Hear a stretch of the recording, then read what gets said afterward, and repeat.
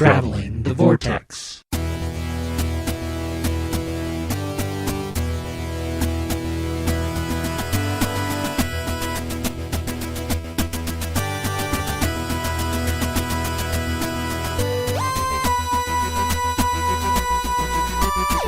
We've joined the Doctor as he travels the Vortex, and we've landed at episode number 8, an Adversary Archive, where we look at the Autons. I'm Keith. I'm Sean. And I'm Glenn. Thanks for joining us this week. How was your guys' week? Good. Lots of Doctor Who. Yeah. Lots of Doctor Who. Big week. Sean and I actually did all our homework this time and watched everything. I'm so excited. In fact, as I walked in tonight to do tonight's recording, How do you know it's tonight? I was very excited to see Sean was watching Rose. I actually got to come in on the tail end of that again. Although I felt I could have done it without revisiting it, but at the same time I was like, I probably should, because it's been fresh 5 enough, years. but fresh enough. And now I've seen it And now you've 2.5 times. Yeah. Because I watched it again after watching it with my mom for the first time. What'd your mom think of it? She thought it was okay. She hasn't watched anymore still. So. Right, but she's been revisiting Doctor Who as well with you. She's or visiting for the first time Doctor Who visiting with you. for the first time, Yeah. but she's only seen 2 episodes, and she's been trying to catch. She just finished watching season 6 of Lost again, and made a deal with somebody to start watching Arrested Development. Wow. So she's trying to get to it because she wants to. She just hasn't had time. She's yet. got lots of time. They're not going anywhere. That's true. Of course, neither of those other 2 shows, so tell her to get busy on Doctor Who. Well, she finished up Lost, so now it's just. Oh, good. Okay. She's going to watch at least 3 episodes of Arrested Development because it was a deal, and he was going to watch like 3 episodes of Lost. And Okay. Yeah, that would actually be kind of an interesting poll, just to find out, what does everybody else watch? I mean, obviously we watch Doctor Who because it's a Doctor Who podcast, but the 3 listeners that we have, what other... What are you watching? What are you watching? I mean, what shows you mainly like? I mean, we've mentioned it briefly. Mel and I are going through Lost right now. We're in the middle of season 5, and then what's the new one that we're? Oh, well, she's on Big Bang Theory without me, which I've introduced to her. which is your fault. Yes. And then you're watching a bunch of stuff right now, but I can't remember what the big one is that you're working your way through. What am I working on now? Well, I'm watching Weeds. Maybe that was the one I'm thinking of. Yeah, that's the big one that I've been continuing. I of course been going back, and I mean, my Doctor Who watching happens all the time, but I think I've been a little more aggressive recently. Yeah. I've been picking up, some episodes here and there, and I think I've now pretty much, I only have 2 episodes on Netflix of Doctor Who that I haven't seen. That actually it's the last 2 that I have of all of the Doctor Who that's on the streaming version of Netflix that I haven't seen. So I've got those 2 left. But You are a sad, strange little man. I love Doctor Who. Well, and that's the other thing is I've been immersing myself in Doctor Who this week, not only because I was doing my homework for our Adversary Archives, but as everybody knows, it's Galley weekend this year, or this week in L.A., the big Doctor Who convention. A lot of posts. Yeah, a lot of posts. lot of I've been tweets. living vicariously through that on Twitter, and so I've been in this Doctor Who mindset since Thursday when everybody started really tweeting it out and even talking since about what's going Wednesday on. when they all Yeah, when they all left. And, well, a lot of the podcasters got there early, and it was funny to listen. I'd been listening especially to Radio Free Scaro, who's been posting actually every night since they arrived. And, well, I should say they posted Thursday, Friday, Saturday. I think there's one up tonight. It's the only one I haven't listened to yet, but or will be soon at the time of this recording. And just listening to them, it sounded like Wednesday night was really just podcasters there that night. Was all was there and showed up. And then as they trickled in on Thursday, some more reports started coming in. Of course, Friday was the big day. Radio Free Scaro did their live in 3D, which, by the way, guys, if you listen to this show, I commend you on that show. It was fantastic. I soaked that one up. And as I had chatted via Twitter with a couple of the guys, I was actually listening Friday night at work when I can attest to probably that. should have been working. Actually, I don't need to work much on Friday night because Yeah. my part of the newscast is quite abbreviated since there's a lot of sports going on. But I was listening and get about 30 minutes in, and the audio went, and I was like, I hope this isn't, I hope they didn't have like a flub in the middle of the show and lose their episode. And I quickly got a response from Chris saying, don't worry, you were right in the middle. Or maybe it was Steve, but either way, saying you were right in the middle of us tinkering with the server because apparently they had some server issues. So I managed to download it from iTunes and got a chance to listen to it. But a lot of news coming out of Galley this weekend, which I think will probably, as we kind of absorb the things that come into us, we'll tackle some of that next week. But I thought some of the highlights were, actually one of the big highlights was Chris Hardwick with the Nerdist.com actually came on, I believe it was Saturday, and shot some segments for Craig Ferguson's show, The Late Late Show. Oh. And so I think that's slated to air this week, and so we'll be able to get a little taste of Galley that way for those of us that weren't able to attend this year. Doesn't Chris Hardwick do, it's not the soup, it's the web version of the soup on E? Isn't that the same person? Is that Chris? It might be. I don't know. I want to say I think that's I've his only name. ever watched it once. It could be Chris. It's not on E, actually. It's on some other... He's a comedian. He has a site, as we mentioned, the Nerdist, and he Nathan covers... Fillion was on that, too.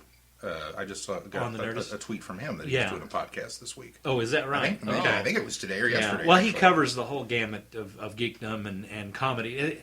The site and the podcast is more geared towards, comedy because he's a comedian and that's the people he says he knows. But he is a huge Doctor Who fan. He's also, got writers for the blog that are huge, fans of all sci-fi in general. So it'll be interesting to see that piece come this week. I'm hoping it's Monday. I hope it's tomorrow night as we're recording this. That we get a chance to see that. I kind of get the feeling that Ferguson's a bit of a fan. He is a fan, yeah. No, he's picked up on a little thing there. I think it's funny, the two times that I've seen, Matt Smith was on, I believe in November when they were here shooting for the Utah shoot. And then, of course, we talked about River Song being on there I think last month, or the end of last month, early this month. And he kind of skirts around this. It's like he professes to be a closet fan when he's talking about it. I don't know what's this Doctor Who stuff, but everybody knows, especially the fans know, that he grew up with Doctor Who. He's one of the biggest champions, I think, in the United States for Doctor Who. I think he's the reason why Matt Smith was on that show when he was here. He said, make sure he gets him here. And so you can tell he's just a huge fan. Yeah. But anyway, so we're excited about that, and hopefully we'll get some Galley reports throughout the week, and we can take a listen, kind of absorb that, and we can talk a little bit more about that next week on next week's episode. Definitely. Very good. I'm envious, and I hate all of you that got to go. So. We're shooting for trying to go next year. At least, if not all three of us, we're going to try to get two of us out there. So maybe we'll have a little more presence. Some people will pick up on this podcast, and by the time we get out there, people will know who we are. So. Hopefully. If you have any sort of feedback, comments, questions, anything, of course, send them to the show. Particularly, we're looking for Galley reports. If you have some, information, or if you want to record a quick segment for our show, we certainly would love to play it. Anything that you experienced out at Galley, if you want to let us know, send it in the show. You can send that to Keith. Our Google Voice number is 913-809-3025. Obviously, you can find us on the web at travelingthevortex.blogspot.com. Send us an email at travelingthevortex@gmail.com. Or we're on Twitter at TravelVortex. And there's also our Facebook page, www.facebook.com/travelingthevortex. And there's many ways that you can contact us, so don't hesitate. And if you listen to the entire show, I'll give you Glenn's home number. Oh, let's hope not. I don't want my phone ringing off the hook from all three of our listeners. We're going to spread it out throughout the show, so we have to make sure you listen to the whole thing. The first number is 7. I have to mention, you made the joke about our 3 listeners. We actually have 4 now. Oh! I have to give a shout out. Not only do we have Adam and Chrissy, and I'm not sure who other listener is. Oh, Draculasaurus. That was our other one. Yes. Oh, well, we forgot. We've got 5 now because Dave Box Mullen sent us feedback a few weeks ago. Yeah, he's got the Who Noobs podcast as well. So Well, it's fun. I got a message 4 verified. From a friend of mine on Facebook. I got a message, and he says, anybody have any good podcasts that are out there? Because I just got hooked up with this MP3 thing, and I'm looking for something to... And so everybody was chiming in with their list of suggestions, and I said, oh, yeah, there's a really good one. It's called Traveling the Vortex. It's about Doctor Who. You'd totally be into it. and I'm one of the hosts. So, just a gentle prod. Well- Justin, you need to tune in, buddy. Here's our new listener. I got to give him a shout out. It's my cousin. He's my cousin-in-law. He married my cousin years ago. John Bennett is a new listener to the show, so we want to welcome John. Welcome, John. He sent me a message, or sent the show a message via Twitter, saying that he had just didn't know we were doing a podcast and just discovered it and was listening and thought it was great. So there's a little feedback from John this week. Well, and we also got that email with the YouTube clip. Oh, that's right. How could I have commenting forgotten about that? on what was episode 3 that we did, where we were talking about the whole kiss between Amy and the Doctor, and he sent us a YouTube video of a deleted scene. Let's Really? read this out. It's not really feedback, but I got to give Michael. It's Michael Connell. I got to give him props because he sent this to our Gmail account. He said, "Have you all seen the deleted scene between Amy and the Doctor? It kind of explains what you all were talking about in your episode 3 podcast." And he sent us a link, and this must be on. And I said the reason I hadn't seen this because it must be on the DVDs, and I haven't bought the season yet. So Sean, you may want to look this up. If not, on the DVDs, but if not, he sent us a YouTube clip here, and it actually shows the scene of Amy and the Doctor in the TARDIS before they get back to her room. So it's between the time that they leave. Yeah, the episode escapes me. Was that the end of Flesh and Stone, right? Yeah. And then Yes. It's about a 5-minute clip between them leaving and coming back to her bedroom where she essentially... It's a great It scene. is. I wish they wouldn't have cut it out. It really does kind of meld it together. So I mean, at least it makes the following clip make more sense. So we're gonna have Sean take a look at this. I will research that and look it 'cause up. It really is, and I appreciate Michael sending that that link to us because it actually.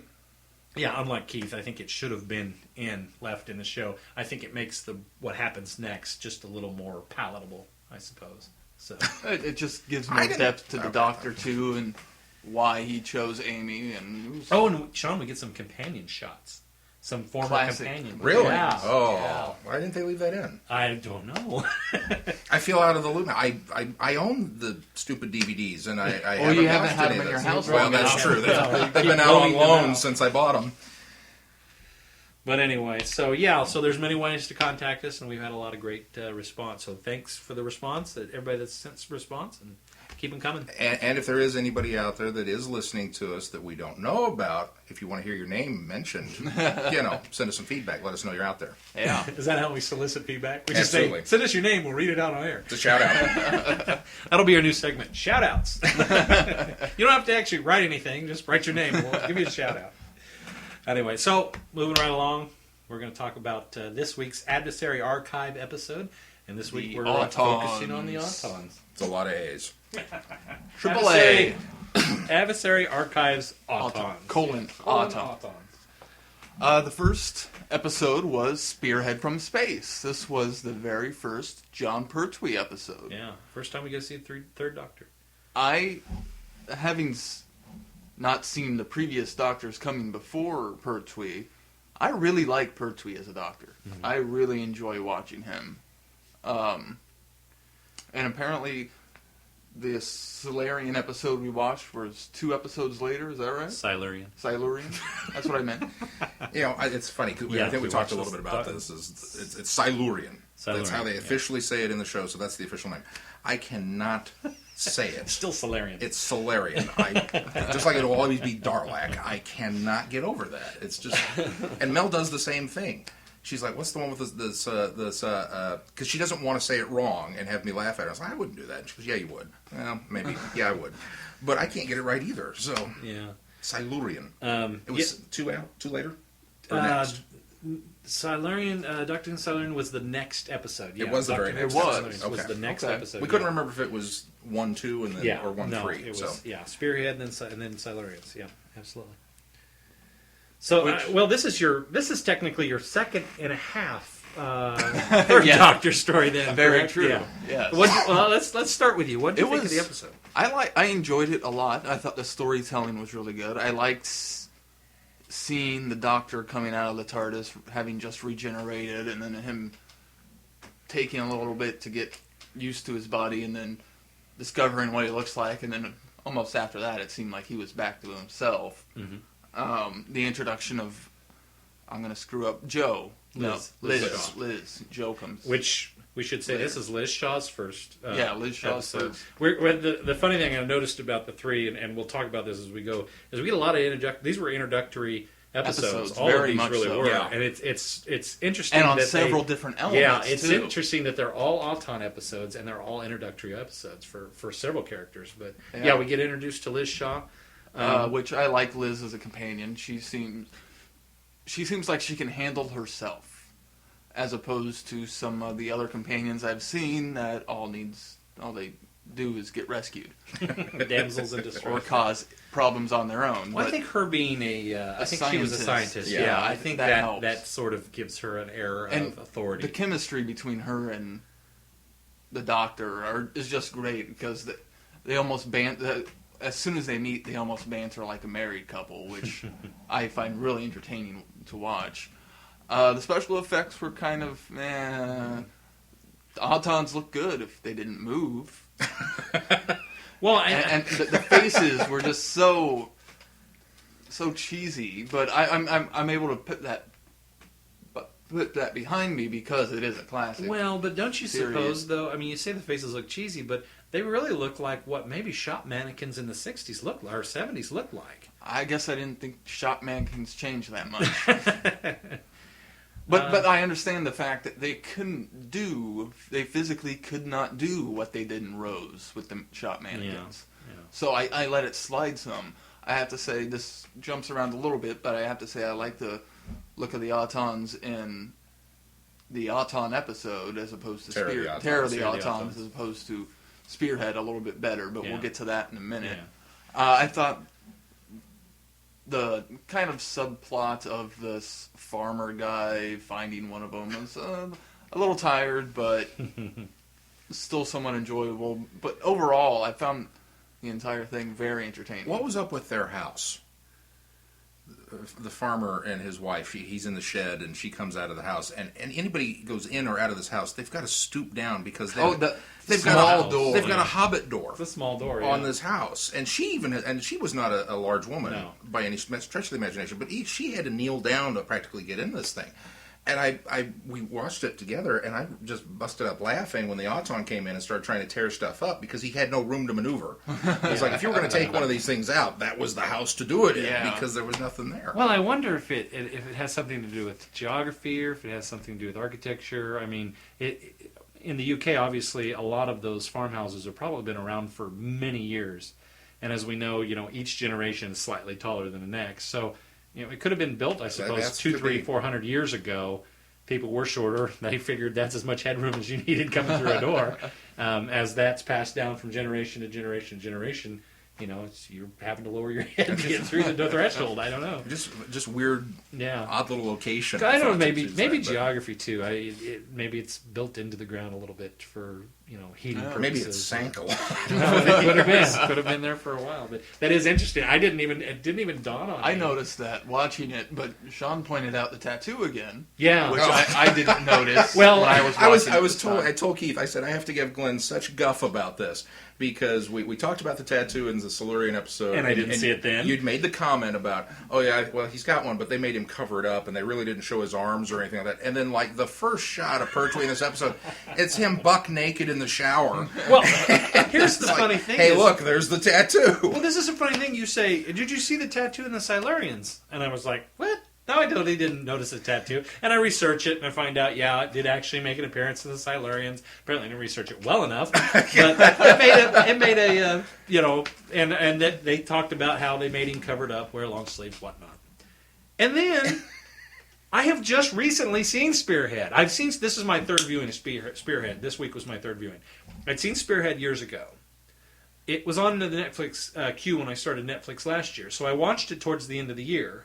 And then turned around and watched it again. And it wasn't until this viewing that I went, how did I miss the tattoo that time? It's even more obvious. I mean, I was like in awe that I didn't catch this tattoo in any of my 1 viewing of the Silurians or 2 viewings of Spearhead in space so far. So I feel a little weird that I didn't. I was a catch little that. disappointed we d't get to see the tattoo in Terror of the Autons. Yeah, it felt missing because It just felt missing. Yeah. It was like it was an old friend. It's every story arc now. It's going to have to show the tattoo, or I'm going to be disappointed. and I know what it is. I know the reasoning behind it. Still looks like a question mark. It does. It really does. And not until you planted that seed in my mind. And I go, oh, yeah, that totally looks like a question mark. Another shower scene with the Doctor, which I thought was interesting because we've just recently reviewed The Lodger, where we get a picture or a scene of Matt Smith singing in the shower. And then we turn around and get to see Pertwee weeks later in the shower. The Doctor again in the shower and singing a song. Now, I thought maybe there was a clever link there and he was singing the same song, but it's not. When I went back, I It's funny. I remember thinking at the time The Lodger came out when they had Matt Smith in the shower. I remember thinking to myself, "This is funny, but it's almost too much. It was almost gratuitous, if you will." But then going back, and I didn't make the connection until you said that. Okay, here's John Pertwee in the shower, and he's singing, and it's just that's what the Doctor does. He sings in the shower. Sings in the shower. What was it you said to me the other day about how about the Doctor hiding in the most obvious places? Oh yeah, I love the Doctor's sense of disguise because he's running and he knows that the people are he's not running, but he's trying to get out of the hospital and he knows that the bigwig has come in and they're hunting for him. Where's the patient? Where could he hide? He could hide in the closet. He could go in the cupboard. He could hide under the bed. Let's strip down and jump in the shower because they're not going to recognize me here. It's just hide in plain sight, and it's almost like the police box. Everybody ignores it. It's a perception field or something. Yeah. Because here I am, no, Hiding in plain sight. and everybody ignored him. It was great. It was a lot of fun. And now I've seen all 3 of the Doctors that got their wardrobe from That's right. a hospital. That's right. Who was the third one again? Matt Smith was first, and then of course Paul McGann, who we reviewed Paul last McGann, week, right. yeah, Duh. and now Pertwee. It's like what do you call that when things just ironically interlink into each other? It just seems strange. Serendipity. Serendipity. There you go. Serendipitous? It's serendipity that we're. Or coincidence, but I don't believe there are any with the Doctor. Going back to the effects, and which admittedly are very poor 1970 standards. I again marvel at a lot of what they were able to put together. With the budget that I'm sure they had. The Nestine that was in the box, now early. Before it came out of the box. Before it became the octopus? Before it became the fuzzy octopus. The hairy octopus. Was really cool.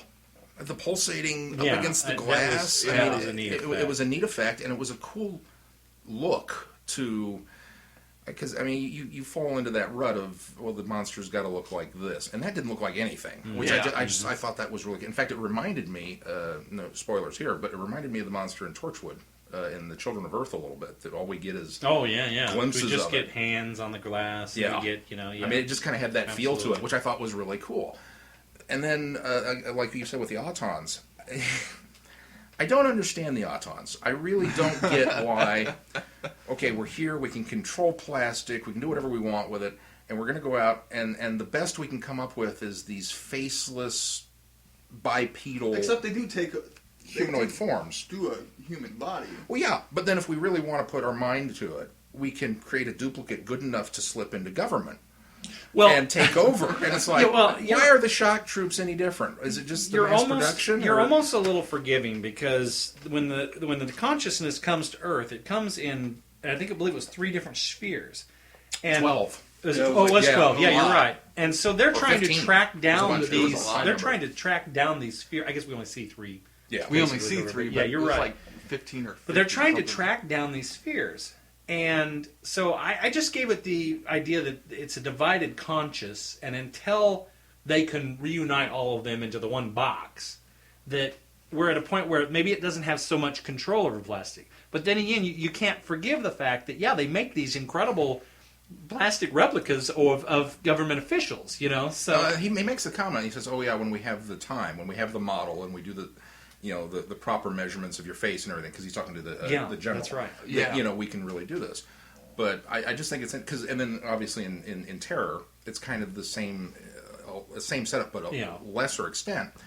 And then in Rose, Well, there's where it's no They longer only do it forgiving. once. That's where it's no longer forgiving because suddenly now we have this massive nesting in the British sewers, Right. in the UK, in the London sewers, and yeah, the best you can do is animate the the mannequins, the shop mannequins again. Now, granted, they were much more powerful and a lot looked a lot faster. yeah, better. a lot faster. That's another thing I wanted to bring up. Spearhead from Space, it really is the first time, if you're watching chronologically, is the first time that you see a classic Doctor Who monster that really kind of jogs or I mean, it's not lumbering like we've seen. Yeah. The Silurians, which we hadn't seen up to this point, if you're watching chronologically. But let's go back to like the Yeti. Let's go back to the Cybermen. Let's go back to the Moonmen. Let's go back to. I mean, They don't walk like Frankenstein. Yeah, they're tall, large, lumbering. If I could, if I were in Doctor Who, I'd run and turn around and taunt them because it's going to take them 10 minutes to get to me. This is the first one we see that actually has some mobility and some speed. Until Terror of the Autons.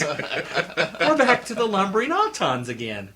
And then back to Rose, where we've got the ones running after him, So it's just, the consistency there was maybe a little you lacking. could say in Terror of the Autons, they couldn't move as quickly because it was only one of the asteroids controlling it. Well, I suppose maybe we can retcon it. I just retconned it for you. there are moments in Spearhead, and I agree that John Pertwee has always been one of those. Even though he wasn't my first, he was a very easy Doctor to get into and to like. He's just fun. He's just a really, and the wardrobes, which we kind of poke fun at now, but I love it. The fact that he's strong enough of a character to wear a cape. Not many people can do that. yeah, that's true. Well, and the fact that he steals the medical ministry's wardrobe And his car. And car. Yeah, and car, yeah. Which I am a little disappointed that car isn't Bessie. Well, I had misremembered that because when we were talking about Silurians and we talked about being the introduction to Bessie, and I thought, well, wait a minute, he didn't get it in Silurians. I know I saw him get it, and he stole it. He stole it from in Spirit. I'm sure it was. And of course, then on this viewing, I realized, oh wait, no, that's not even Bessie. It's a red car. It's a similar design, similar model. Yeah. But Which at the he end, says at the end, in the a car end, he like this asks, one. the Brigadier to find a car for him that's similar to that. So And it all plays out and makes sense then. And didn't you enjoy the bickering like a married couple? The Doctor and the Brigadier. Oh, yeah. They really are Yeah. not the same dynamic And I like that it. Troughton had. with Yes, him. and I like that, and I like the fact that the Doctor had. This is the first time the Brigadier has come across the Doctor after regeneration, Right. and I like the fact that the Doctor's having to convince the Brigadier that he is who he is. Well, what I found funny is, okay, so they go, and the Brigadier thinks, oh, this is the Doctor. Goes and sees him in the hospital. I don't know you, even though he's saying the Brigadier.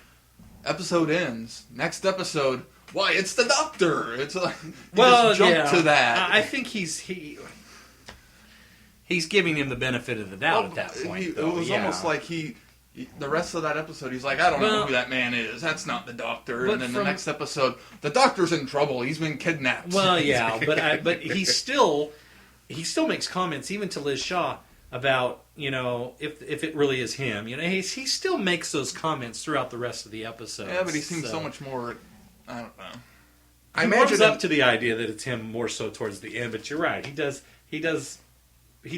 give him the. I just while watching it, I designation of stopped being the and Doctor. thought, well, you just said you didn't know him. Why do you think it's the Doctor if you don't know him? there are two things I can let that slide on. One is I imagine once you've been with the Doctor or been around the Doctor, experienced the Doctor, anything he does is probably not that big a surprise anymore. Oh, you can change your face? All right. I mean, you just kind of go with it at some point. The other thing is, I mean, he's in charge of unit, and their whole job is things don't make sense, and we investigate the strange, the paranormal, the X-Files cases over there. And so he probably just rolled with it and said, yeah, all right.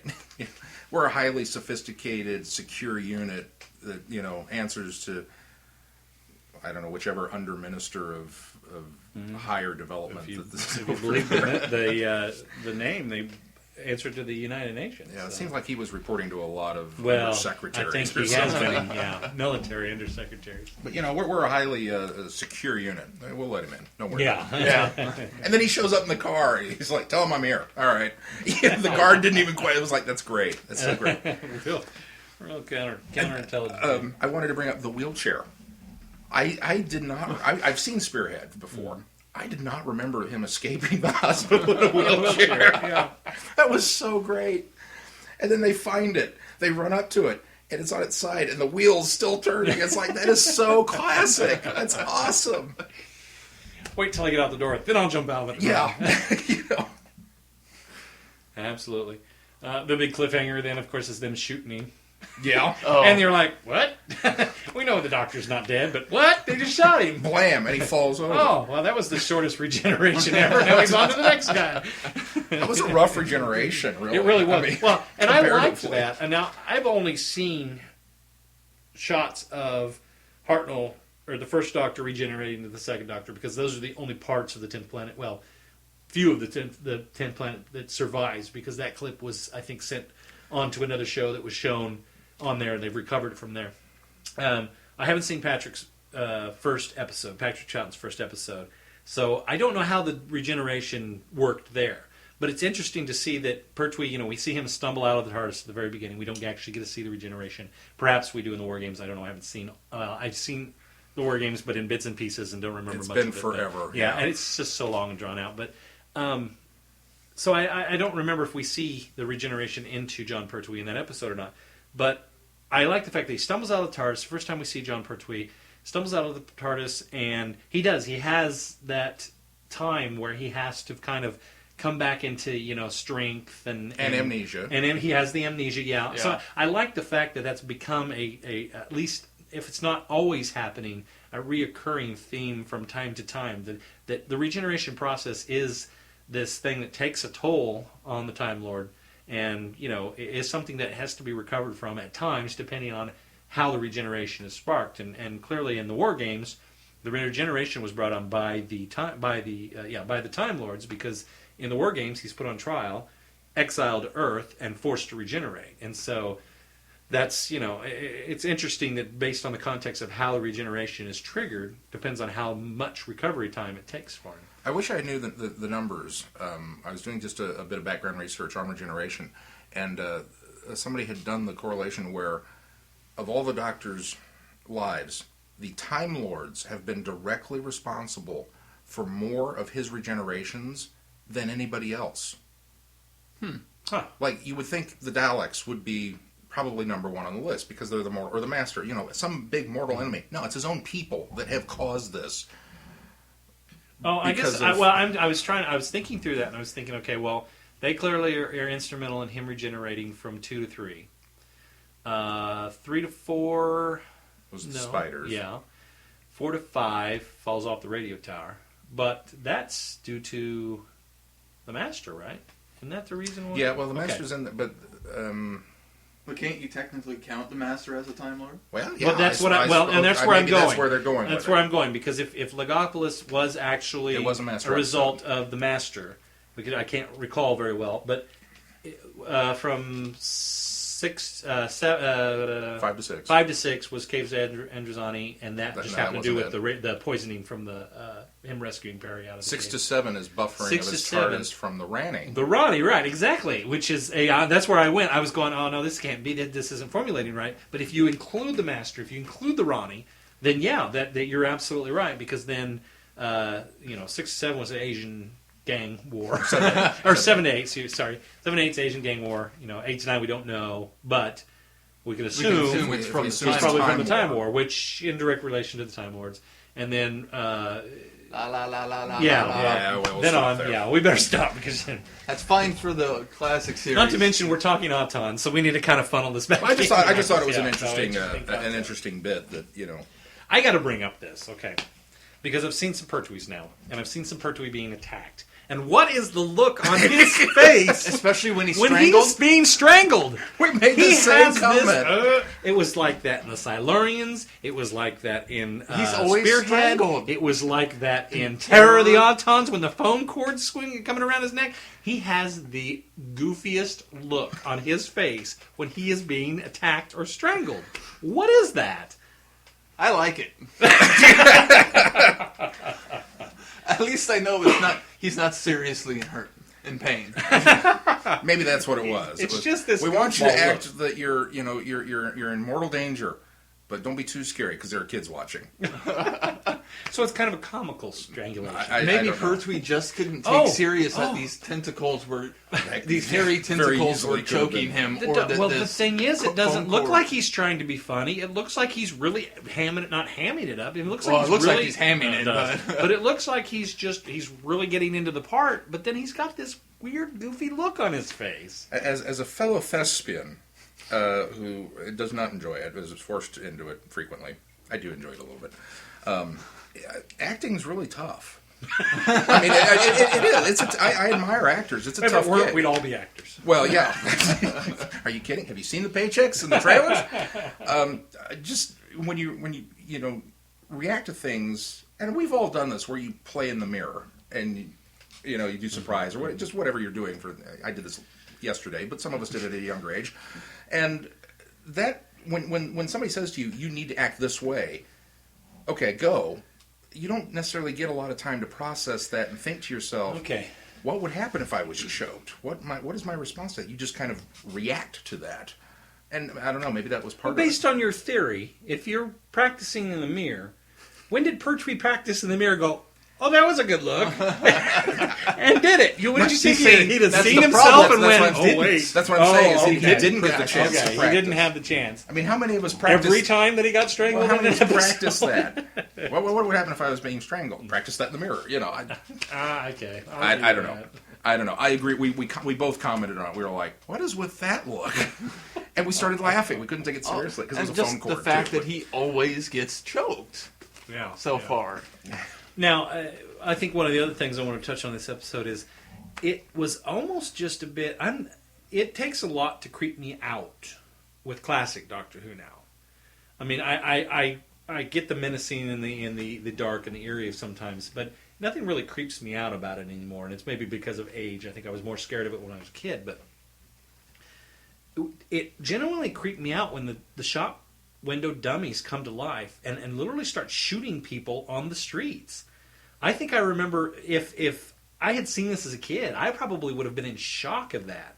They're lumbering down. Now we're lumbering again, but lumbering down, walking down the streets of Britain, and you could clearly tell it was the same 10 extras because they're just shooting them in different areas. angles. But just the hands coming open and shooting people just dead on the street. especially the bus stop. Yes, absolutely. When that one, because nobody's paying attention, and then all of a sudden, blam! That one person, I don't remember if it's a man or woman, gets shot in the back and goes down, Yeah, and and then everybody runs. runs. Yeah, exactly. I agree with you. I Yeah, thought that was just a bit unnerving and bold for a 1970s show. Now we talked about this last week about how I think British television was a little different in the 70s and 80s and dealt with death and dealt with killing. Whereas we talked about the A-Team, rolling the van and then crawling out later and nobody dies, but.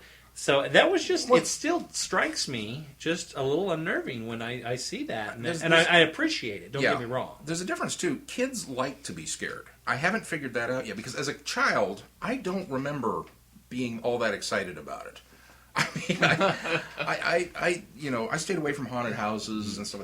I stayed up late once. It was a Friday night, and I watched Elvira.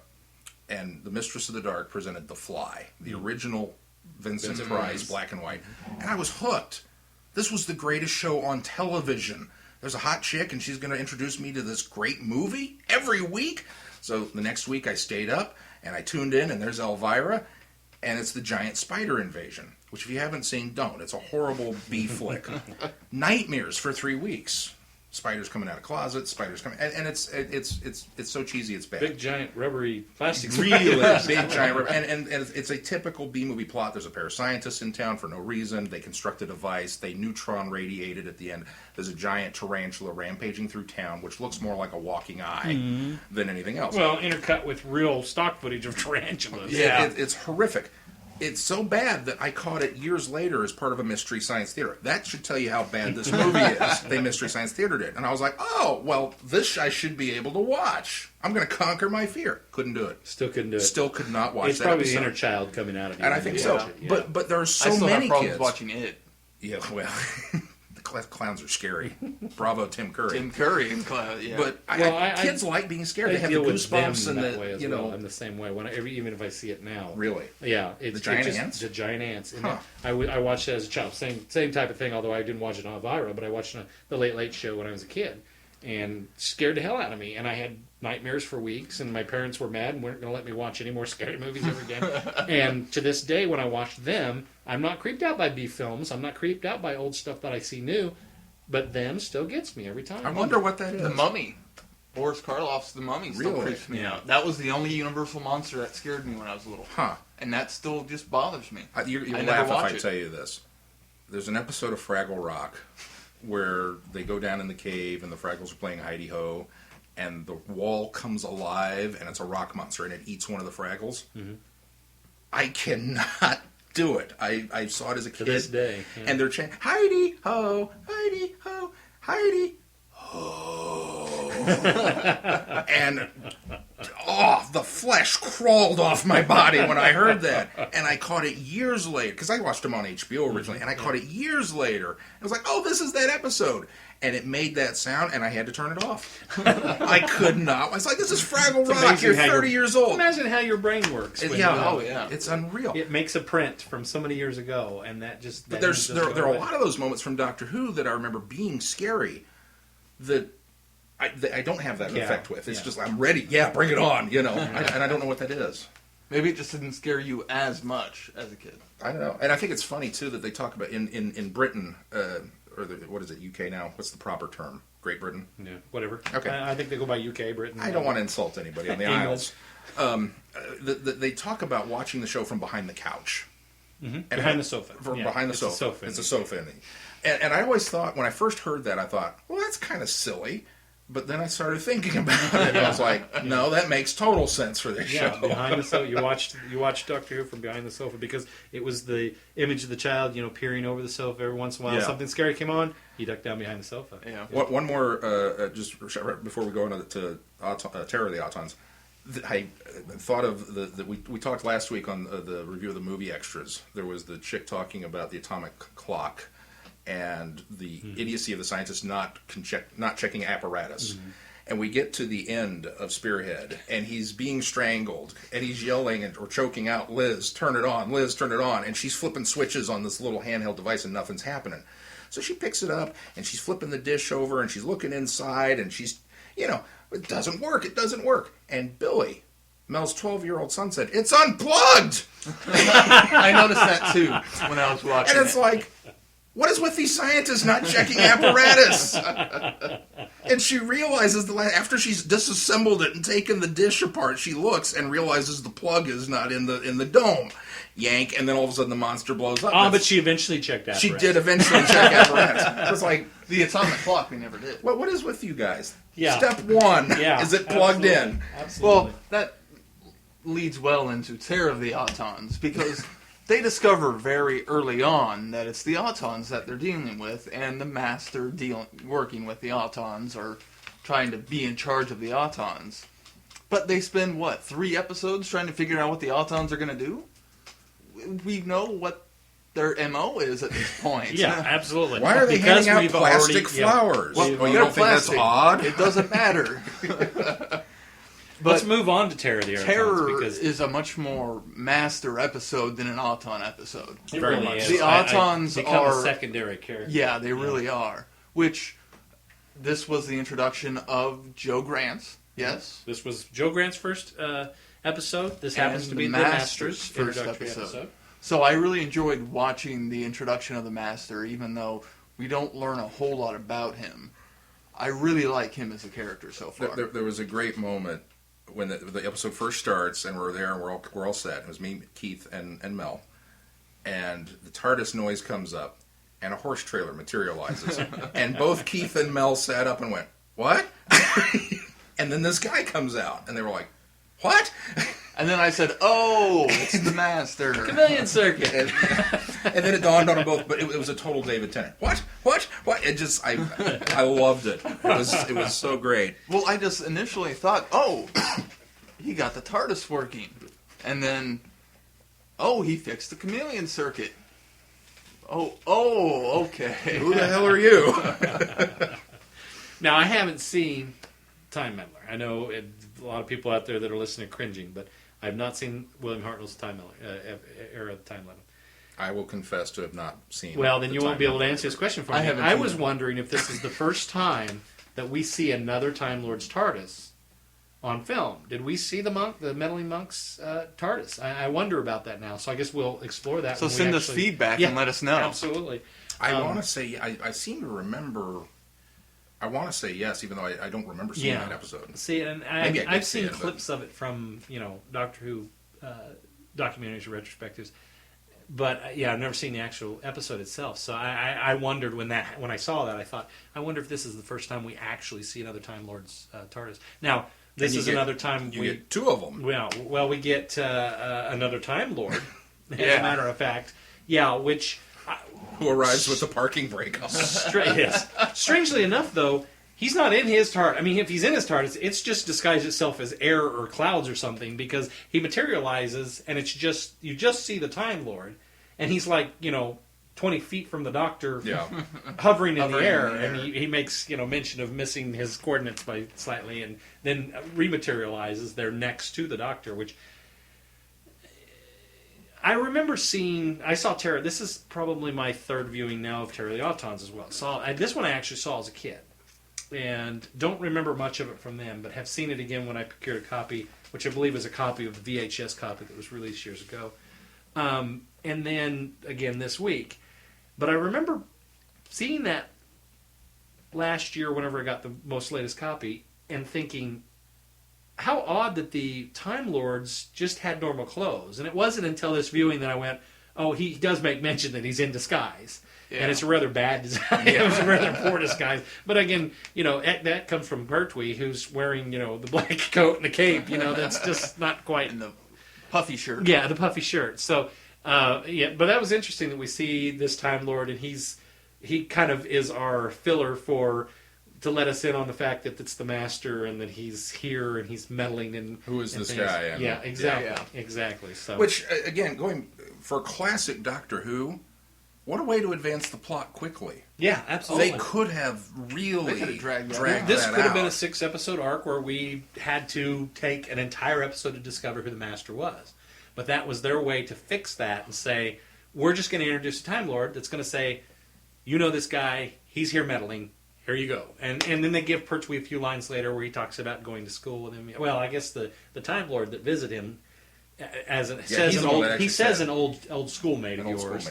But the Master also, I think, alludes to a little bit of the background of the Master when he's explaining to Joe Grant or he's explaining to the Brigadier who this is. Yeah. We get little pieces of the Master in that way as well. So. Well, and you mentioned that it almost felt like it needed another episode.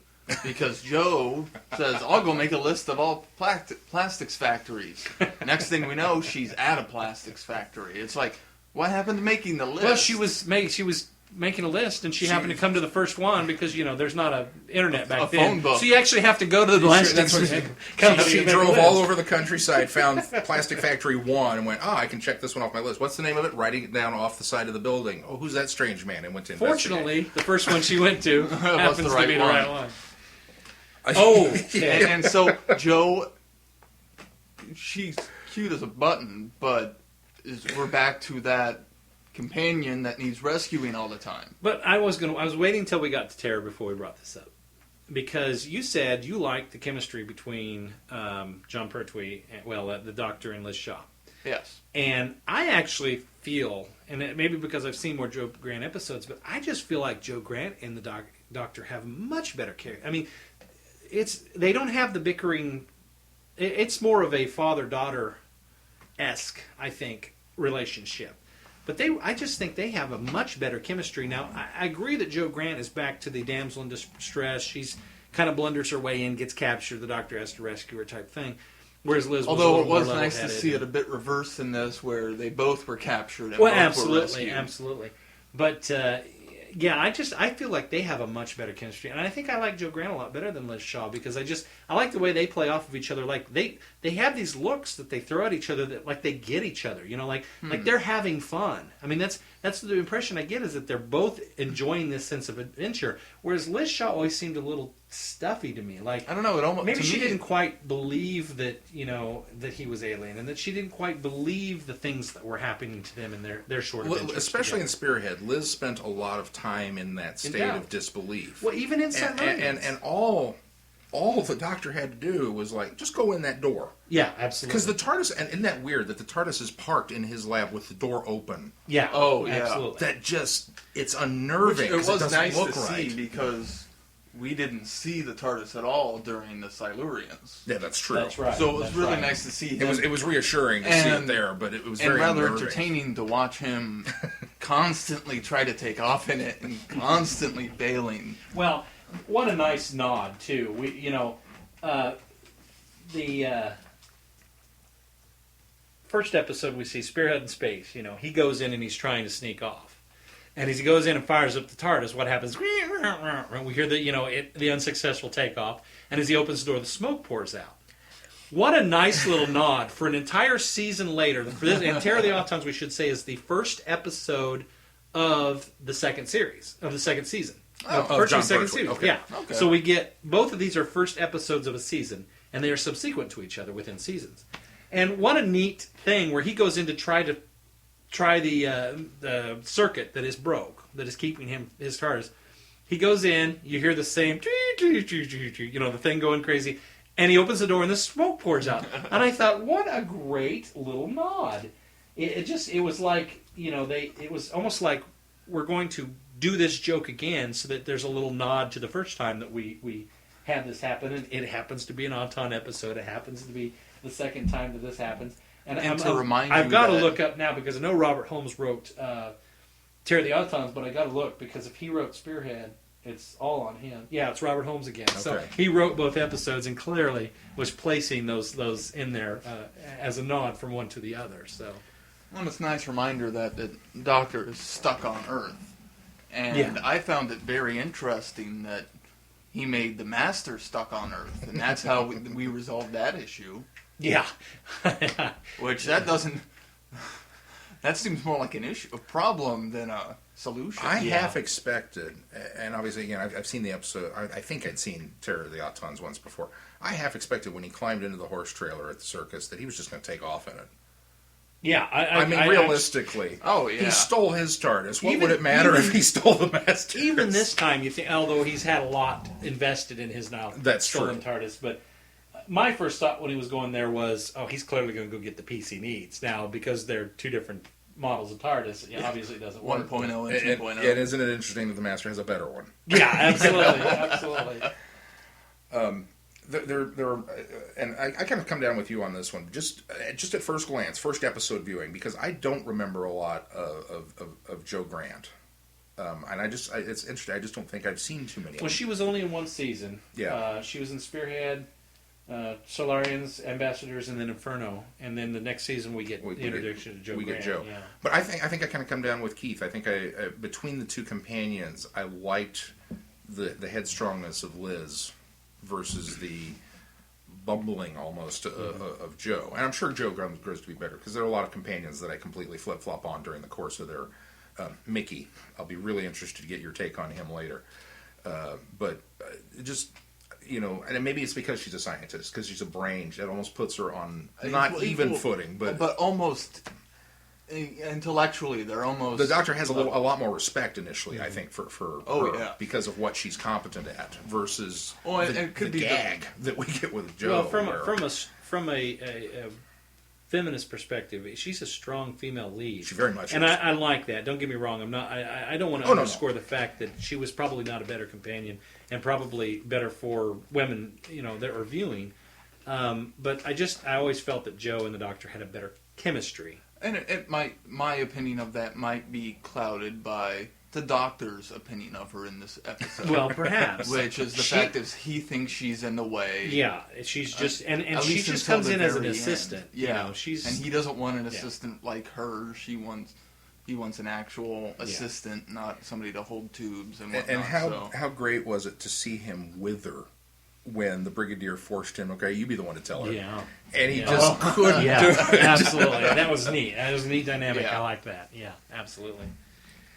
So, what else did we like about Terra? I mean, I like the design of the blank Autons a little bit better. Yeah, I think they looked obviously almost improved on it. more like mannequins than Spearhead did. well, in Spearhead, they look like plastic faces on actors. Is what they look like with With eye eye holes and This time we get that kind of muted mannequin look. I think they did improve on the design, which I think then they turned around and improved on, and as we'll talk about later in Rose. But we've come 40 years, 30 years since then. So I think it's interesting that this one, and this is something Keith and I talked about after we watched it, was that there's not so much Autons in this. yeah, I mean, this is definitely it's a master episode, but their whole plan at this point is an afterthought, because the terror of the Autons, if you will, is much greater in Spearhead. Yeah, They've landed. They're infiltrating. They're doing very subversive about it, and they've replaced members of government, and then the chaos starts. It's really to think about. It's a scary concept versus the nameless, faceless army that's going to smother everybody in their sleep. right. Absolutely. I mean, it just it certainly is a different feel to it for that matter. I have to say I like the story and the storytelling a little bit better in Spearhead than I did in Terror of the Autons. But the master elements, I think, make up for that fact in Terror of the Autons. Now, let's deal with the master. What did you think of this? Is your first? Well, second. Technically second. Technically the second. master we've seen. Well, Technically there's no third. There's no technical about it. It's your second and a half. Yeah, second and a half. We have to give you a hard time. Well, you didn't watch it all, but we have to give you a hard time the fact it. that you didn't watch. So at least I watched half of Keith it. only watched half the I scene. wanted to. Keith had been originally introduced to the Master somewhat in Sea Devils. Yes. We saw Eric Roberts' portrayal as the Master in the movie. And now this is the first time we actually see. I am really intrigued by the Master. I want to learn more about him. I mean, this wasn't enough information about him for me because I want to know what is his history really with the Doctor. Why is he out to kill the Doctor? Is he in bad standing with the obviously he's not in good standing with the Time Lords because of that conversation. I'm looking forward to watching more of the Master and learning more about him. Yeah. We talked a little bit about this the night of that, and the Master. Didn't you find, remembering Eric Roberts from the previous week, there was really a lot of. He did do a lot of characteristics from what I saw of the Master in this episode. I would definitely agree. I mean, people want to give Eric Roberts a bunch of crap for just, he's terrible. He does it. I don't see it. And I think this solidified it for me. The American accent coming out of his face is the problem. But he really did, I thought, embody the Master. Yeah, I would agree. I think it'd be better him keeping his American accent than doing a bad British accent. No, absolutely, no. absolutely. Don't want to do that. Would agree. Which I don't think you could. I'd never seen him do a British accent, so I don't know. But because I haven't, I would imagine he can't do one very good. What were we laughing about with the radio tower? As soon as the big window. Yeah. So he was trying to open up the door and keep the bomb from exploding, and we were like, just jump through the window. Go in the window. It's right there next to the door. It looks like there's not even any glass No, in it. absolutely, yeah. And Sean says, well, knowing the Master, he probably rigged something so the actual trap is through the window instead of through the door, and then what's first we do? Just burst through the door and jump tired into of messing catches with it. the wall. Boom! Yeah. Kick the door open and dive through the room. And that's the kind of Doctor I'm used to seeing, too, which is so much different from the Solarians, where he put on the hard hat and everything. That he just jumped right into danger. Jumped right in. Speaking of the Master, he materializes his TARDIS in the circus, at the circus, which I think, what a great cover. Yeah. If you're going to hide your... Yeah, perfect thing.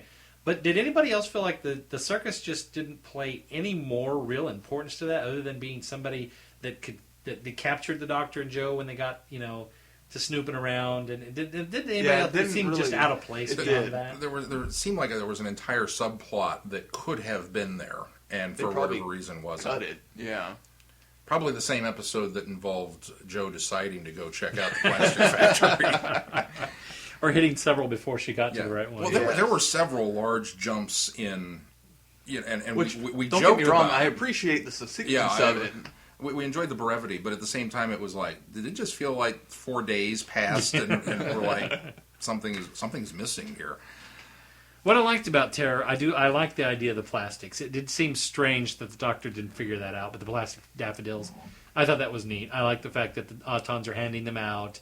The plan is to animate the plastic daffodils and basically smother people in their sleep. I like the concept of that. It seemed a little rushed, and it did feel like the Doctor... You should have just figured that out a long time ago. It's the Autons. Yeah. Go to a plastics factory. That's where they're going to be. I had to side with the Brigadier on that one. Yeah, go round them up. Let's go. Anybody notice this episode's Merca? Yes. How could you not notice this episode's Merca? I've come to the conclusion that every single classic Doctor Who episode's going to have some sort of just ridiculous creature in it. Well, I don't know that the Silurians did. The Silurians themselves were just a little... They had a dinosaur. Well, they did. Oh, You're right. the They did have the dinosaur. Dinosaurs completely. When the Master throws this ugly troll doll in the back of the didn't it remind you car. of the trolls with the big hair? Yes, that was it the did. only thing that was Absolutely. missing. It just didn't have the fuzzy hair. Yes. and the jewel in the belly button. Yeah, absolutely. That's where those came from. Somebody saw this show and went, I can do better than that. And when Let's make that cute. the poor little person that was in that outfit, every time he had to get up from laying down, it took him like 10 minutes to finally stand up in this rubber suit. Which I was impressed with how much split screen they used in this episode. Or compared to green other screening. Yeah, compared to the other episodes I've seen. They've done so much more split screen and green screen in this episode alone than I've seen of all of the classic Doctor series. I also give him full props because we laughed about it at the time. He's laying on the counter. He gets up. He rushes at the guy. The guy turns around, sees him coming, and then there's this jump cut to all of a sudden he's up on his face. We didn't have to see him leave the floor, and how it was like, damn, he's quick. just he's a jumper too, because he jumped down off the counter. I know, and then jumped up on the guy. Yeah. But it was like, that's how you solve problems. We can't afford that. How do we do it? Don't worry about it. We just don't show it. Absolutely. That's another thing that feels, again, disjointed, is the Autons don't have, and maybe this is the fault of the Master, since he's the one running the show, there was no coherent plan. Because when you look at, okay, we're going to kill people. How? Well, we've got a doll. But apparently it's ineffective or just too damn ugly. So we're going to go with the chair. Oh, no, it was the chair. The chair was first. I forgot about the chair. The chair is almost worse than the doll. The inflatable sofa. The giant inflatable chair. That smothers the guy. That was the worst death scene ever. Oh, my God. Oh! The sofa's de-inflating on me, and I can't get out. I mean, I sat on one of those in college, and while they're very difficult to get out of and into... I'm sure I could have mastered getting out of the deflating sofa. If you look, and I know no fault of the actor, because again, you've got to be larger than life, and it's a hard job. But you can see him grab the top of the chair, and pull it into over his face. and thrash around a bit. But yeah, first what are we going to do? Chairs. That's scary. We'll okay, that didn't work. Oh, I imagine it worked better on paper than it did on the actual film. What's next? Troll dolls. No. Daffodils. There we go. Aha! Which I was actually kind of impressed with how the daffodils worked. And the fact that it was a radio frequency and it put the plastic over your face and you suffocated that way. Yeah, that was actually then it would scary. dissolve, and I was really impressed by that aspect. Yeah, no, that was a clever ploy. Well, the Autons in this are just very much the weapon of choice for the Master. Mm-hmm. He's taking advantage of this lone Auton sphere that was left here and Nestine. using them, the Nestine sphere, and using them for his own bidding. And so, that was the other thing that I had. Probably my only other problem with I've had a few I've pointed out, but one of my only other problems was how quickly the Master turns, how easily the Doctor convinced him. Oh yeah, at the how end quickly they work that, together. Yeah, he says, they're controlling you, that you're not really the mastermind behind this, that they will destroy everything, They'll kill including you too. us. Yeah, including you too. And the Master just seems to turn so quickly there at the end. Yeah. That's another one of those things. Oh where my it God, seems there's like a they giant need- hole in my plan. Oops, I better help the Doctor. I left, well, maybe part of it was the TARDIS being broken. Well, yeah. That may Suddenly have- there's no escape route. Yeah. With the escape route being Yeah. cut off, he suddenly had a lot more vested interest in it. I'll give him that. But Yeah, I that's agree with probably you. true. It was a Darth Vader epic. Wow, you turned way too quick. Yeah. Yeah. Overall, though, it was an enjoyable yeah. story. Yeah. I enjoyed it. I enjoyed Spearhead, and I very much so enjoyed Rose for a whole different reason. But let's And move on to I'm Rose. real quick. I'm really enjoying Pertwee as a Doctor. Yeah. Like I said earlier, I was at we have a store in town called Hastings, and they had a 3rd series sonic screwdriver that I almost got just because it was Pertwee's screwdriver. I was like, oh. If they had 11, I would have gotten that for sure. Yeah, but yeah. I'm liking Pertwee enough to the point where I would want to have his screwdriver or some merchandise of Pertwee related. Yeah. There's a really cool hologram card in that toy too. Yeah, there With is. the opening credits scene. Yeah. I was like, wow, look at that. That's cool. But no, there is I don't know. It's mad props for being the Master because he totally made this episode. The Autons, I think, suffered. Yeah. Yeah. And again, we talked the flowers. We're handing out daffodils, and we can make flowers. We can make horrible troll dolls. We can do all this stuff with plastic, but we can't do a realistic or even not scary giant head to put on top of our delivery system. That was scarier than anything I else thought in the the same episode. thing. If one of these things came up to me and handed me a flower, I don't think I'd have taken No. it. I think I'd have run screaming. So, yeah, creepy. Especially when there's like an army of them marching to this bus, and I'm like, whoa. What kind of cult is this? Yeah, absolutely. Like if you'd seen him in an airport. Handing out the daffodils, yeah. I'm Makes not you think taking twice my about flights. taking those from Yeah. Hare Krishna, though. Well, moving along, though. So Rose. we get another introduction. And Two this new time it's a introductions. twofold. Yeah. Again. Yeah. So each of these episodes, 2 introductions. This time we get introduced to the 9th Doctor, Christopher Eccleston, and Rose, his companion. And so this is the beginning of the quote-unquote new series. Mm-hmm. So we get 2 new Doctors with the Autons. We get 3 new companions, Liz, Joe, and Rose. We get 3 seasons opened with the Autons, and Technically 3 Time Lords. 3. Yeah, Technically 4 The Time Master. Lords, but Yeah. just amazing that I never thought of the Autons as having this big of a foothold on. It's really, yeah. I think that's just a really nifty. It really comes in under the radar, especially the first time you see Rose. And I really had forgotten about the Auton episodes that I had seen, Terror especially. Maybe more so because Terror was not the shop dummies coming to life. They were already just plastic replicated things from a toy. Yeah, manufactured. Yeah. And I remember from a child, the big scary heads more so than I did the Auton that you see underneath it. But yeah, it really came in under the scope for me until I realized, oh, wait a minute, no, this is a classic villain. We're introducing the new series with a throwback to an old villain. and they did a really good job with the Autons. Yeah. They Yeah. looked like actual dummies. Yeah. Yeah. Like actual shop dummies. To the point where when I saw it, I was uncertain. Okay, we've got walking mannequins, no big deal. Okay, we've got this plastic living thing, okay, no big deal. And I didn't put the pieces together, quite honestly, even when he was down talking to the Nestine. When he said Nestine, I thought, oh, I kind of think maybe I remember that. Yeah. But it wasn't until they crashed through the windows and the hands flipped down Yeah. that I went, I remember these It was guys. the hands slipping down that I went, oh, okay. Then it finally all came together and made sense for me. But Yeah, absolutely. Which, this episode is really interesting, especially for a quote-unquote reboot of the series, even though it's not. You know, I mean, bringing it back after... It's a restart, sure. A restart, but bringing it back after so long. I just say it's not a reboot because it's a continuation. That it's... So much of it's seen through Rose's eyes. That's what I like about the episode. It's from really well done. Rose's point of view. Yeah, and it really makes you curious about the Doctor.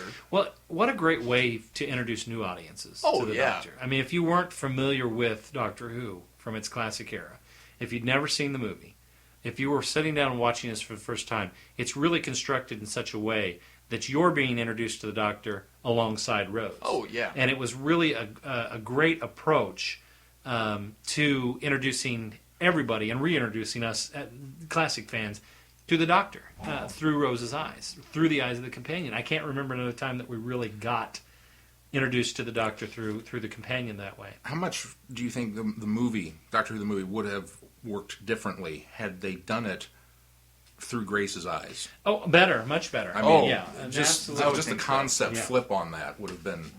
And I agree with you. This is the first one that we've really had that's very companion specific to the point where we open on her, we get the. I mean, we've had other things where the monster comes down first, and then the Doctor shows up in the TARDIS or things like that. But you don't get that impression with this. It's Rose's story. Yeah.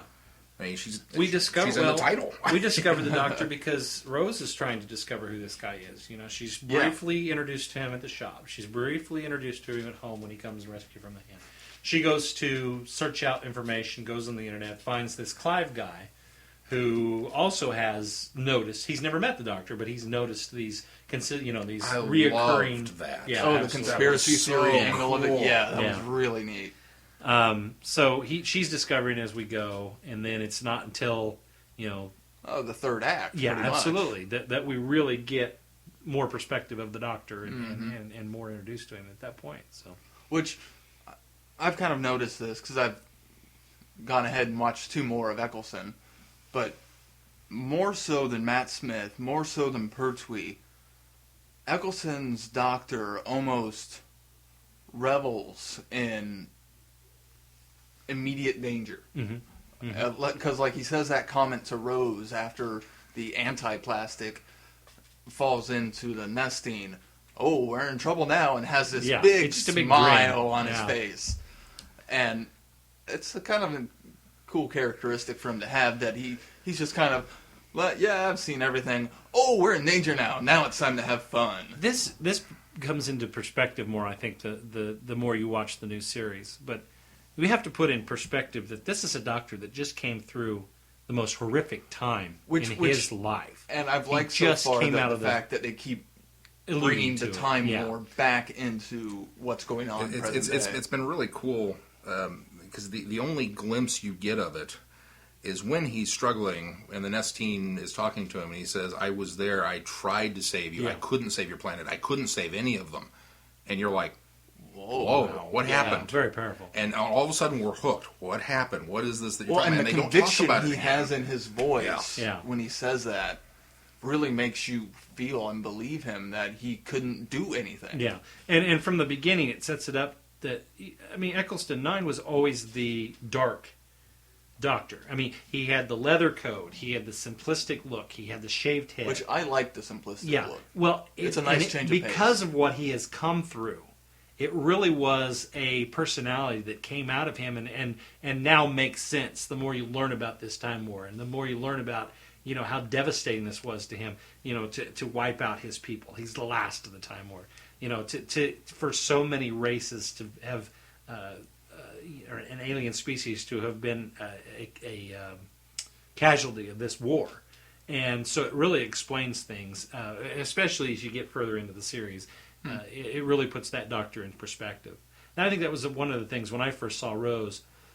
When I first started seeing, I'd gone on the internet when I realized the series had come back. It had been out in the UK for a year before it premiered in the United States on Sci-Fi Channel. And so I had been getting glimpses on the internet of the Doctor, and they had talked about this, the leather coat. And I remember seeing pictures thinking, this doesn't work. This is not the Doctor that I remember from being a kid. I mean, he always had just really if they weren't flamboyant outfits, they were at least colorful, they were unique, they were different. And to see this Doctor being so subdued was just not right for me at first.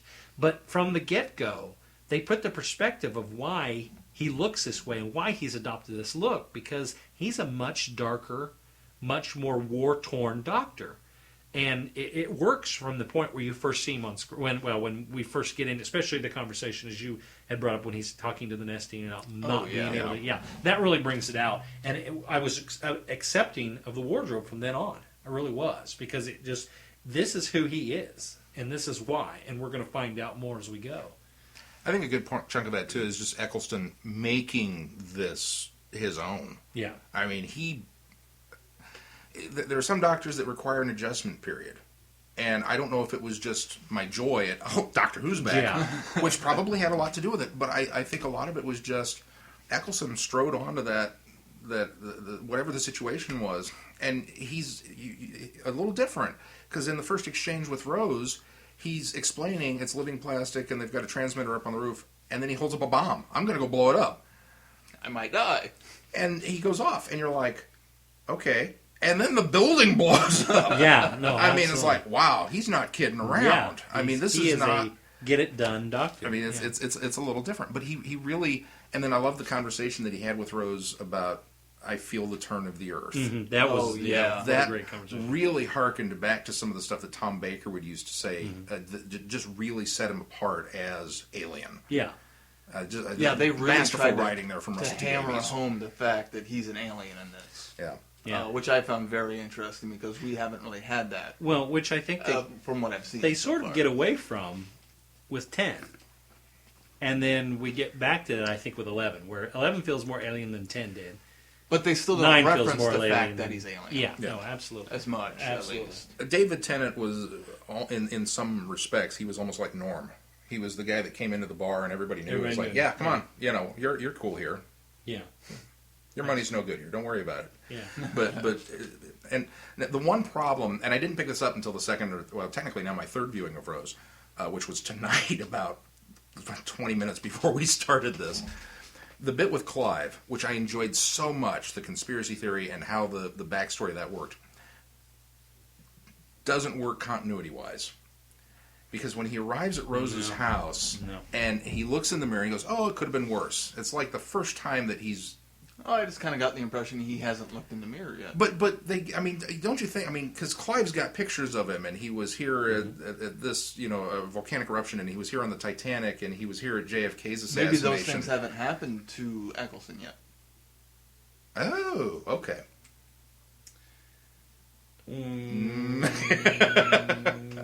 Well, we can go into it a little. It's exposition. It's a looking in the mirror, flipping the ears, and doing the that's exposition for the classic viewer to say, oh Right. yeah, that he's just regenerated. We're making clear that there's been a regeneration at some point.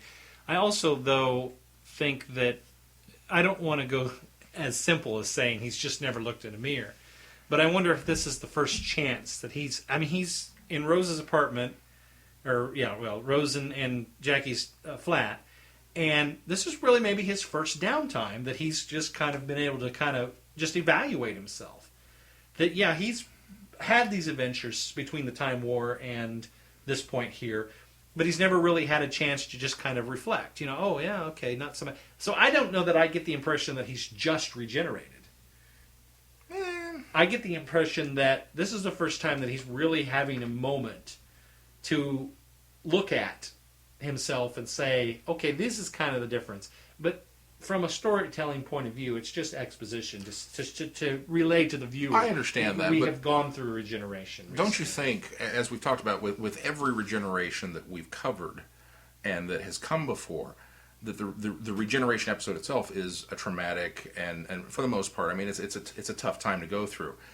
And then there's the wardrobe choices and there's that whole character evolving during that time frame.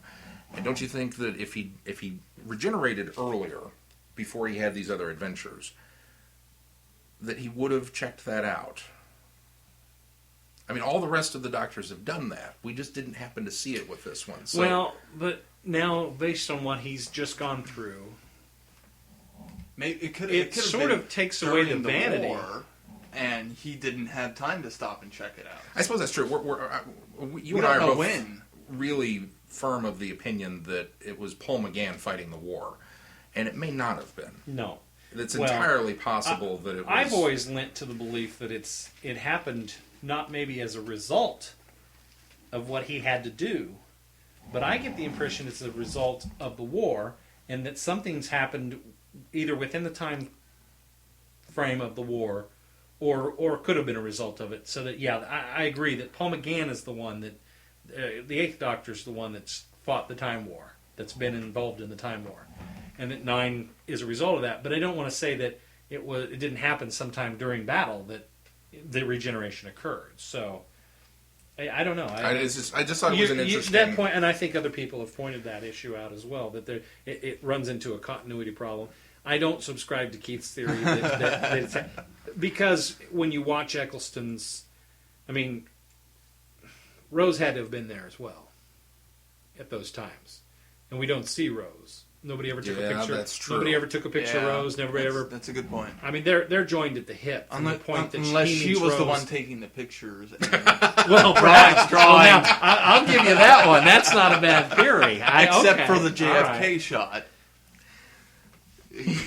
Maybe she was the one. Maybe she's taking the picture in the JFK. I can see Eccleston and she doing wouldn't that. know that. Take this, go up into the book depository, be in that window, and I'm going to be down here. You take the picture. Well, you don't know that that's shots from the book But depository. I could see him saying that. Well. That's something that... Because Eccleston's, he's a little... I mean, all the doctors are off. He's a little more warped than some of the other ones. I could see him doing that. Do you think that's one of those time loop things where Rose thinks... Does she say, "Oh, this would be a neat picture. I should draw a picture of you here," and then goes, "Oh, wait a minute, I'm the reason why this picture exists," you know? Or is it a clever, "I'm going to be the reason that this picture Maybe they were exists," talking about it in the TARDIS after they took off, and he's like, "So, how'd you? Well, you're on the internet. Oh, really? Yeah, you were here and here. I haven't been there yet." And so they had to go and do that. I don't know. Yeah, you never know what happens in between episodes. It in there. I like the fact that Rose is the one that saves the day, and yes. This harkens back to Spearhead because Joe Grant, or not Joe Grant, excuse me, I'm confusing them now. Liz Shaw is the heroine of that one as well. Mm-hmm. He's being attacked. He's being held by the octopus, hairy octopus arms coming out. She's the one that has to save him. Now, that's more of a device that the Doctor set up because it's the reason that she has the device to destroy the Nestine is because he has engineered the device. Right. But she's still the heroine. In this one, it's all Rose's account because the Doctor... Which, it was almost... She distracted the other Auton so the Doctor could throw him in. And absolutely. And he still got his heroic moment. Yes, he did. Which was nifty. But Rose really... Which I thought it was funny watching it. If you look closely, she just barely swings by him, and then you can tell that she barely touches him. And then he does this real exaggerated fall. Yeah, she really knocked into him. I noticed that just watching it at the end with you guys. Which I know that's a stunt and logistic. Yeah, but I like the parallel between the fact that it's Joe Grant, or I'm doing that again. Liz Shaw is the reason is the one that gets the Doctor out of trouble. And now Rose is, and they're both happy. And Joe does get the Doctor out of trouble too, saving him after he got captured. Oh, she saves him from the phone cord too. Oh, that's right. Yeah, absolutely. That's true. Yeah. Let's give Joe some props here. We bagged on her a little bit, so let's Although Joe is that that's the one that Joe is also sent with the bomb to blow. I forgot to talk about that. Going back to real quick, going back when we talked about Eric Roberts as the Master and everything that happened in the movie. I didn't realize how much when the Master hypnotized the guy at the circus, and he hypnotized the scientist, and he hypnotized Joe. I wanted their eyes to turn black. Oh, yeah. That solid black, because that was scary. Like Grace, yeah. Like Grace did in the movie. And and obviously they couldn't, they just didn't have the, maybe they could have, but it wouldn't have looked right. But it hit me afterwards. It was like, that's how cool that was. That was really good. But, yeah. Well, I am excited. As I said earlier, I watched 2 more episodes of Eccleston. I'm excited to watch more. I'm looking forward to it. More excited for 6 series to return, but I'm getting my fix for Matt Smith through Eccleston at this point. I've got to throw out a story. I promised I well, I warned her I was going to do it, even though I promised her I wouldn't, so she'll have to forgive me. But we sat down to watch this Rose the first time, and we're sitting on the couch, me and my girl Mel, and he's in the apartment, and first we get the great laugh with Jackie, where she's like, "There's a man in my bedroom." Yep. Anything could happen. Nope. I love Jackie. I really do. She's just such a great character. But he's hunting around for this thing in the apartment, and it jumps up. The arm jumps up from behind the sofa and just attacks him. And she jumped a little bit, but not much. It was later when he threw it off of her, and it went and attacked. It just immediately whoosh, and latched on Rose. Mel jumped like 15 feet off the. I'm like, seriously? Of all of the things that you could have been scared at, that was it? I mean, she was down in the basement, and the mannequin started moving. That didn't get you. I mean, it's Doctor Who. But the hand, and for months afterwards, I would just look at her and raise my hand with a claw on the end of it, and go, and she would. It's not funny. I was like, yeah, it is. It really is. And I have to apologize because I told her I wouldn't tell that story, but I just thought it's too good not to. And so, if you ever meet her, just go like that, and then she'll kick me. So yeah, she won't hit you. She'll just hit him. Well, coming up, we've got which now you've already watched The End of the World and The Unquiet Dead. Yes. Coming up, we got Aliens in London and World War III, which is a two-parter, so make sure you watch those. And following that is Dalek, which is one of my favorite Doctor Who episodes of all time. So. Ever. So I think maybe if you get to the long game, that's fine. The long game is the one with Simon Pegg, if I'm not correct. Yeah. So now, what I'll probably do is I'll save the long game. Okay. And stop it after Dalek, so we can go back and do an Adversary Archive. That might be a with good some point Daleks. to do an Adversary Archives on the Daleks. Where are we at on our poll? Does anybody know what? The Last Daleks I have looked at pulled Daleks, ahead. Daleks have pulled ahead. Well, how convenient! Yes.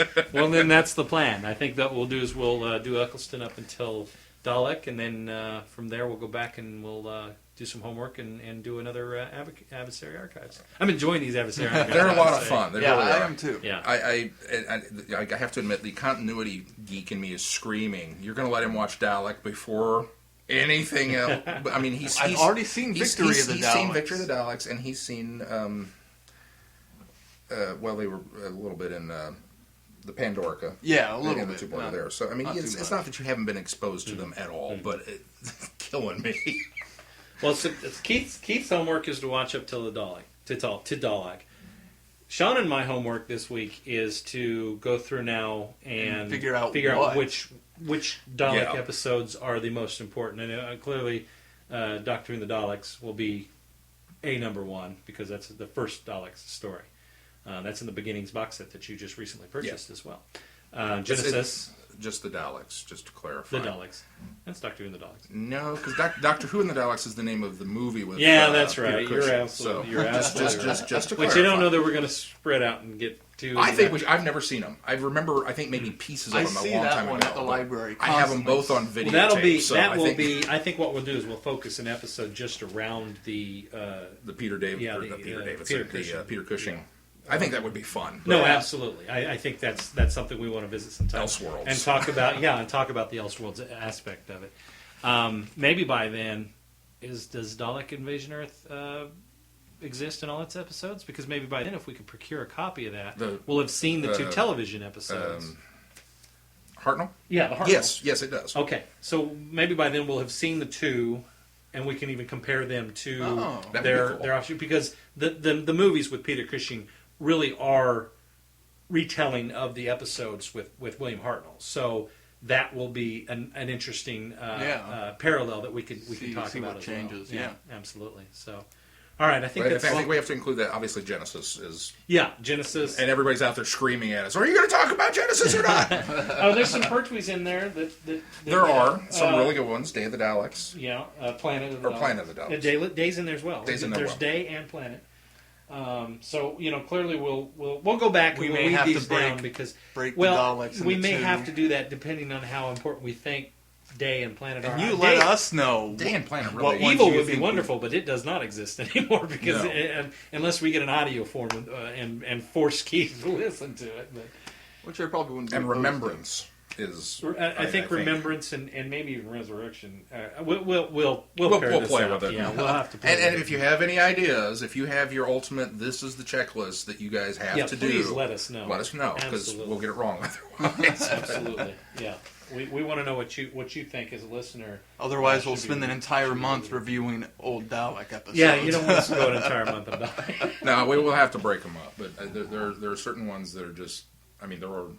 Some of them aren't required viewing at all, really. But No, I would agree. But yeah, some of them we'll get to are. them eventually. But I mean, Some of them are and I like some of them more than others. yeah. Some of them I another think thing. is placement of Daleks. I mean, I think we almost went through a period of time where it almost felt like they said, "Oh, time for another Daleks episode," Yeah. and threw them in, and of course, you dredge up Terry and say, "Okay, write us a Daleks episode," because, or give us permission to write a Daleks episode, and it just get a little dry sometimes, but a little forced, I think, but yeah, we'll explore that, and we'll come back with a list of episodes that we'll try to delve into.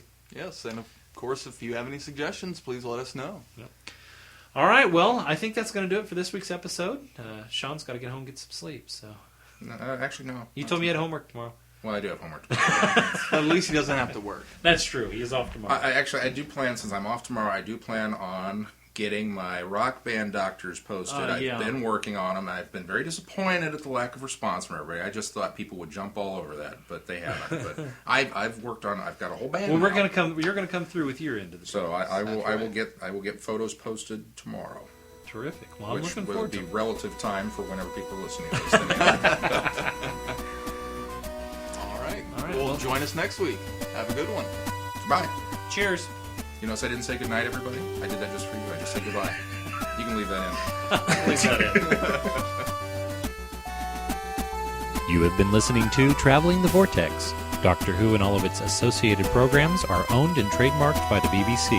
No infringement is intended or implied.